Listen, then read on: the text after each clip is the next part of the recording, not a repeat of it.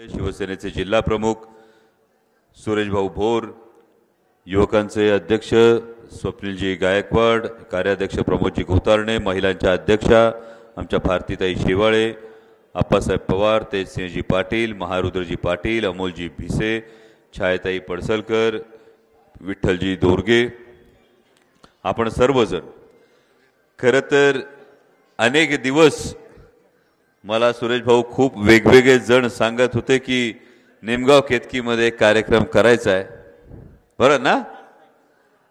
म्हणजे माग निमगाव केतकीला आलो होतो, तो शिवस्वराज्य यात्रेच्या निमित्ताने आलो होतो आणि पुन्हा निमगाव केतकीला येत असताना शिवस्वराज्य यात्रेच्या वेळी बरेच जण आजूबाजूला होते, त्यातले अनेक जण आता आजूबाजूला नाहीत.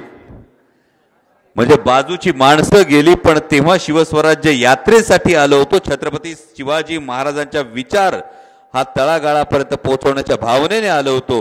आता आजूबाजूची माणसं बदललीत, पण आलोय त्याच तत्वासाठी ज्या छत्रपती शिवाजी महाराजांनी शेतकऱ्याच्या भाजीच्या देठाला हात लागू देऊ नका अशी शिकवण दिली होती. त्या छत्रपती शिवाजी महाराजांचा विचार घेऊन आज शेतकऱ्यांची जी परिस्थिती आहे, कांदा उत्पादक शेतकऱ्याची असेल, दूध उत्पादक शेतकऱ्याची असेल, डाळिंब उत्पादकांची असेल, ऊस उत्पादकांची असेल, हे मोदी सरकार 25 लाख कोटी रुपयांची मोजक्या उद्योगपतींची कर्ज माफ करतं, पण आमच्या शेतकऱ्यांचं काही हजार रुपयांचं कर्ज माफ होत नाही. एका वर्षभरात, गेल्या वर्षभरात, आता नवीन वर्ष साजरं करतील लोक, पण नवीन वर्ष साजरं करत असताना या महाराष्ट्रातल्या 2066 शेतकऱ्यांनी आत्महत्या केल्यात आणि महाराष्ट्राचं सरकार सांगतं की आम्ही शेतकऱ्यांचं सरकार आहोत. विचार करा, कांद्याची निर्यात बंदी होऊन आज जवळपास 22 दिवस आलेत, पण सरकारच्या एकाही प्रभावशाली मंत्र्यानं ही गोष्ट ठणकावून सांगितली नाही की निर्यात बंदी उठवा. जवळपास 80% दूध उत्पादक शेतकरी हा खासगी दूध संस्थांना दूध घालतो, पण सरकार फक्त ज्या सहकारी दूध संस्था यांना दूध घालणाऱ्या लोकांनाच 5 रुपयाचं अनुदान देतं. आणि मग तुमच्या मनात प्रश्न पडत असेल, एवढे मातब्बर मोठमोठे नेते जे सत्तेत सुद्धा सामील आहेत, असे नेते मान वर करून सरकारला जाब का विचारत नाहीत? तुमच्यासारखा मलाही प्रश्न पडला होता ना. आता आमच्या सहकार्याने जेव्हा पोवाडा सादर केला तेव्हा या पोवाड्यातून या प्रश्नाचं उत्तर मिळाल्यासारखं झालं. त्यांनी छत्रपती शिवाजी महाराजांच्या इतिहासाविषयी सांगत असताना वतनदारांचा जरूर उल्लेख केला. छत्रपती शिवाजी महाराजांच्या स्वराज्याला सगळ्यात जास्त विरोध जर कोणी केला होता तर तो मुघलांना जाऊन मिळणाऱ्या वतनदारांनी केला होता. का होता वतनदारांचा विरोध? आपली वतन जाऊ नयेत, आपल्या वतनावर काहीतरी गदा येऊ नये म्हणून वतनदार जी कोणती शाही असेल, आदिलशाही असेल, मुघलशाही असेल, सगळ्यांशी हात मिळवणी करायला तयार होते, पण स्वराज्यामध्ये वतनदारी नव्हती, त्यामुळे स्वराज्यात सामील व्हायला कोणी तयार नव्हतं. आणि मग या वतनदारांची परिस्थिती काय व्हायची? वतनदारांची परिस्थिती काय होची याचा विचार करा. जेव्हा अफजल खानानं स्वराज्यावर हल्ला केला, या स्वराज्यावर हल्ला केल्यानंतर जेव्हा अफजल खानानं तुळजापूरच्या मंदिरावर आक्रमण केलं, तुम्हाला काय वाटतं? औरंगजेबाच्या अफजल खानाच्या फौजेत जे सरदार होते, मग मंबाजी भोसले असतील, नाईकजी पांढरे असतील, बाजी घोरपडे असतील, यांची मनगट शिवशिवली नसतील? यांचं रक्त सळसळलं नसेल? रक्त त्यांचंही सळसळत होतं, मनगट त्यांची शिवशिवत होती, पण झूल वतनदारीची पांघरलेली होती, मान मांडलिकत्वाच्या ताब्यात दिली होती. त्यामुळे अफजल खानाला नजर उचलून बोलण्याची परिस्थितीच नव्हती. बाबा तू असं का करतोयस? हा इतिहास पुन्हा जागवण्याचं कारण असं आहे की हीच परिस्थिती आज आमच्या महाराष्ट्रातल्या अनेक नेत्यांची झाली आहे का? झूल वतनदारीची पांघरलेली आहे आणि त्यामुळे केंद्र सरकारला जाब विचारण्याची हिम्मतच विसरून गेलेत. का आमची कांद्याची निर्यात बंदी करता आहात? का आमच्या शेतकऱ्यांना सरसकट कर्जमाफी देत नाही आहात? कारण असं म्हणतात की जर लाचारीनं मान पायाकडे झुकली तर नजरेला नजर देऊन प्रश्न विचारता येत नाही. अशी परिस्थिती निर्माण झाली की काय हा प्रश्न आहे। आणि आज खरंच योगायोग म्हणजे सावतामाळी महाराजांच्या मंदिरामध्ये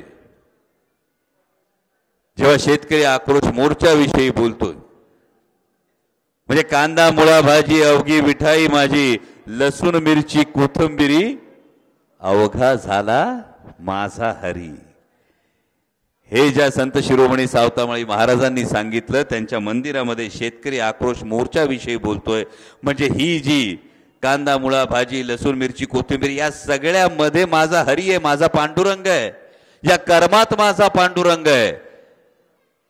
म्हणजे अरण इतकं पंढरपूर पासून जवळ असून संत शिरोमणी सावतामाळी महाराज पंढरपूरला पंढरीच्या दर्शनाला गेले नाही, तर आपल्या कामात रममान होणाऱ्या या संत शिरोमणीकडे पाहून पंढरीचा पांडुरंग दर्शन देण्यासाठी अरणला आला। ही कर्माची महती, ही शेतकऱ्याच्या कष्टाची महती ही संत शिरोमणी सावतामाळी महाराजांनी घालून दिली। आणि आज त्याच शेतकऱ्याच्या कष्टाचा वारंवार अवमान कोण करत असेल तर हे केंद्रातलं भारतीय जनता पक्षाचं सरकार करतंय। म्हणजे संसदेमध्ये महासंसदरत्न खासदार सुप्रियाताई सुळे आणि मी काय नेमकी मागणी करत होतो, निर्यात बंदी विषयी बोला, शेतकऱ्यांच्या कर्जमाफी विषयी बोला। केंद्रातल्या सरकारला जेव्हा सुप्रियाताई आणि मी ही मागणी करत होतो तेव्हा शेतकऱ्यांच्या प्रश्नाविषयी बोलणं हा गदारोळ वाटला आणि त्यांनी निलंबन केलं आमच्या दोघांचं। आपण काय म्हणतो की स्त्री ही शक्ती आहे, म्हणजे सुप्रियाताई ज्यावेळी पार्लमेंटमध्ये बोलतात, संसदेमध्ये बोलतात तेव्हा पिन ड्रॉप सायलेन्स असतो। आणि ज्यांना सलग 8 वेळा संसद रत्न पुरस्कार मिळाला आहे, 2दा महासंसद रत्न पुरस्कार मिळालेला आहे, अशा खासदाराचं जेव्हा निलंबन होतं, मी पाहत होतो या गोष्टीकडे, सोबत निलंबन झालं होतं, पण मी कायम असं म्हणतो की महाराष्ट्राच्या माझ्या प्रत्येक माता भगिनीला एक फार मोठा आदर्श लाभला, एक फार मोठा वारसा लाभलाय, तो मातृत्वाचा कर्तृत्वाचा आणि नेतृत्वाचा वारसा लाभलाय। म्हणजे राष्ट्रमाता जिजाऊ मासाहेबांसारखं मातृत्व, क्रांतिज्योती सावित्रीबाई फुलेंसारखं कर्तृत्व आणि पुण्यशोक अहिल्याबाई होळकरांसारखं नेतृत्व, या मातृत्व कर्तृत्व आणि नेतृत्वाचा वसा आणि वारसा या महाराष्ट्राच्या राजकारणात आजच्या घडीला कोणी चालवत असेल तर त्या आदरणीय खासदार सुप्रियाताई सुळे चालवतात। आणि जेव्हा त्यांचं निलंबन होतं आणि हे निलंबन शेतकऱ्यांच्या प्रश्नासाठी, शेतकऱ्यांचे प्रश्न मांडताना हे निलंबन होतं, तेव्हा एका महत्त्वाच्या गोष्टीची फक्त आठवण करून देतो। आदरणीय शरदचंद्रजी पवार साहेब जेव्हा कृषी मंत्री होते त्यावेळी कांद्याचे भाव वाढले होते, आपल्या सगळ्यांना आठवत असेल, आठवतं ना अजून? कांद्याचे भाव वाढल्यानंतर गळ्यात कांद्याच्या माळा घेऊन घालून कोण संसदेत यायचं? कुठल्या पक्षाचे नेते? कुठल्या? जोरात सांगा, मीडियाला पण कळू द्या, कुठल्या पक्षाचे नेते गळ्यात कांद्याच्या माळा घालून यायचे? भाजपचे। आणि काय सांगायचे? निर्यात बंदी करा, निर्यात बंदी करा, निर्यात बंदी करा, शेतकऱ्याचं कंबरड मोडू द्या। आदरणीय शरदचंद्रजी पवार साहेबांनी सांगितलं, माझ्या शेतकऱ्याला 4 सुखाचे दिवस येण्याची वेळ आलेली आहे, काहीही झालं तरी मी निर्यात बंदी करणार नाही, हे ठणकावून सांगणारा नेता जर कोणी होता तो आदरणीय शरदचंद्रजी पवार साहेब होते। आणि आज काय परिस्थिती? आज जेव्हा शेतकऱ्याला 4 पैसे मिळण्याची वेळ आली तेव्हा घाईघाईनं या केंद्र सरकारने निर्यात बंदी लागू केली। त्यामुळे या सरकारला फक्त खाणाऱ्यांचं पडले आणि पिकवणाऱ्यांचं नाही असं जरी म्हणत असलो तरी दुसरी वस्तुस्थिती वेगळी आहे। आज डेअरीला दूध घालतो आपण, घालतो का नाही? भाव काय मिळतो दुधाला? 25-26 रुपये। आणि पिशवी घ्यायला गेलो दुधाची कितीला पडते? 58 रुपयाला, 55, 56, 58 रुपयाला। म्हणजे तुमच्याकडून दूध घ्यायचं 25 रुपयाला, पिशवी येते 55 रुपयाला, मधल्या 30 रुपयाचं होतं काय? म्हणजे मग हे सरकार नेमकं खाणाऱ्यांचाही विचार करत नाही, हे पिकवणाऱ्यांचाही विचार करत नाही, हे सरकार फक्त मोजक्या उद्योगपतींचा विचार करतं। आणि म्हणून त्यांच्यासाठी 25-30 लाख कोटींची कर्जमाफी होते, पण आमच्या सर्वसामान्य शेतकऱ्याच्या कर्जाचा विचार होत नाही। आणि म्हणून या शेतकरी विरोधी सरकारचा हा बुरखा फाडण्यासाठी हा शेतकरी आक्रोश मोर्चा निघाला। आणि मोर्चा निघाल्याबरोबर भारतीय जनता पक्षाच्या नेत्यांना मळमळायला लागलं।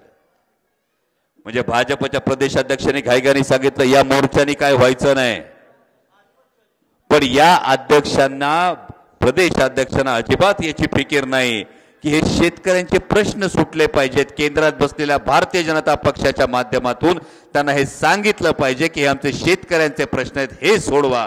आणि हे जर सुटत नसतील आणि सरकारला जर जाग येत नसेल तर या सरकारला जाग करावं लागेल आणि त्यासाठी या संघर्षात तुमच्या खांद्याला खांदा लावून महाविकास आघाडीचा प्रत्येक कार्यकर्ता कायम उभा राहील ही तुम्हाला हमी देतो आणि थांबतो। धन्यवाद। जय शिवराय।